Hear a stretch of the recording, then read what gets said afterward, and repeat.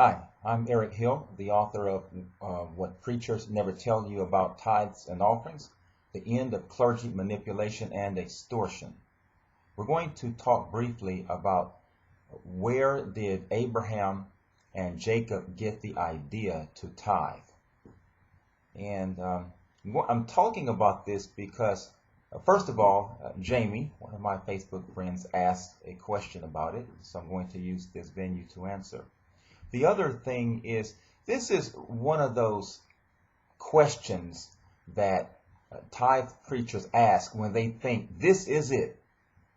Have you ever watched those old Perry Mason movies or Matlock, where the person is lying and they're being evasive on the stand and they think they're getting away, and finally the attorney snaps out that crucial, critical, tricky question that no matter how you answer, you are going down. Well, this is one of those types of questions that tithe preachers like to ask us. Well, where did Abraham and Jacob get the idea to tithe? It must have been God. Well, that's their conclusion. But the truth is, that's not the answer. Okay, so now I actually have written a small portion about this in my book. And so I'm going to just use some of this from my book. But also I want you to know that I originally got a lot of this from Dr. Russell Kelly, who wrote a book called Should the Church Teach Tithing? And it's very good. I encourage you to get it. And also if you go to his website, I believe his website is shouldthechurchteachtithing.com or something like that. I believe it is. So anyway, and his book is online. So here's what I have written here. It says, tithing was a well-established Gentile custom centuries before it was mentioned in the Bible or integrated into Jewish religious law. And then I wrote here, I can't improve upon what Dr. Russell Earl Kelly has written in his book. So here's what his research gives us. And now I'm going to quote from the Encyclopedia of Religion. Now hear what it says. Quote, in the ancient Near East lie the origins of a sacred offering or payment of a tenth part of stated goods or property to the deity, often given to the king or to the royal temple. The tenth was usually approximate, not exact. The practice is known from Mesopotamia, Syria, Palestine, Greece, and as far to the west as the Phoenician city of Carthage. Here's another quote, and this one is from the Westminster Dictionary of the Bible. Quote, a tenth part of one's income consecrated to God.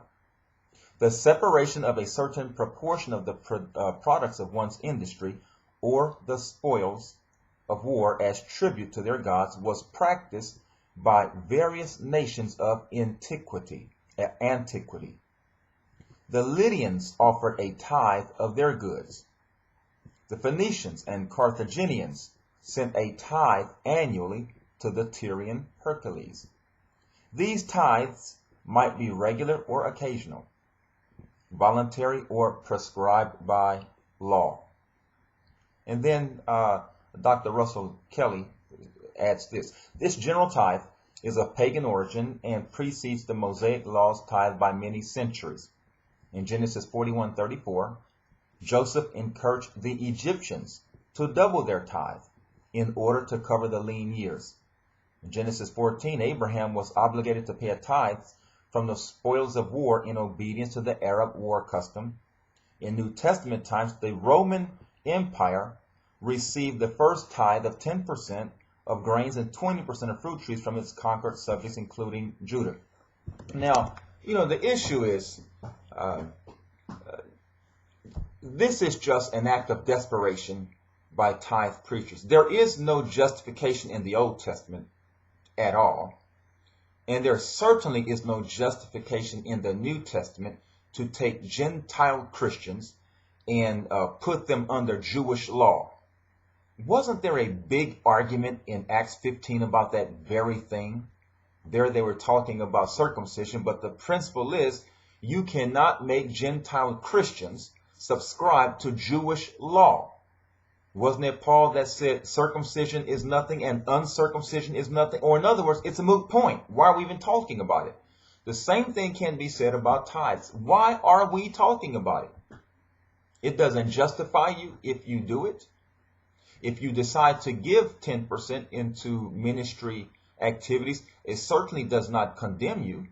However, if you are operating under the belief that you must give 10% or be cursed, listen to me, my brother, my sister, you are already cursed for doing that. You're cursed because you're living under the bondage of an obscured Christ. You can't see him clearly.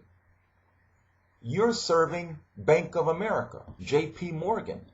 You're serving a Wall Street deity who operates by the American economic system. You certainly aren't serving Jesus Christ, who said, "Come unto me, all you who labor, and I will give you rest. Take my yoke upon you and learn of me." And you see, we don't do that.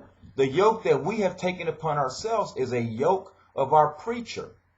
Our preacher is desperate for money. You must understand.